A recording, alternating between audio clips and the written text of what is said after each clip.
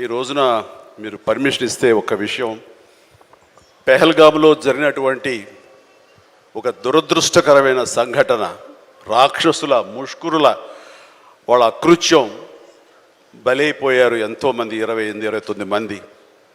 ఈ సందర్భంలో మన రాష్ట్రం నుంచి ఒక 2 యువకులు వాళ్ళకి బలైపోయారు. అండ్ ఇది చాలా దురదృష్టకరమైన సంఘటన. అలాంటి బాడీని ఆయన రిసీవ్ చేసుకుని వారి కుటుంబాన్ని పరామర్శిస్తున్నారు. మరో పక్కన ఇక్కడ తెనాలి అనుకుంటా, ఐ హోప్ పవన్ కళ్యాణ్ కావలి వెళ్ళి పవన్ కళ్యాణ్ వెళ్ళి వాళ్ళని పరామర్శిస్తూ వాళ్ళకి మానసిక స్థైర్యాన్ని, ధైర్యాన్ని ఇవ్వడం కోసం తమ వంతు కృషి చేస్తున్నారు.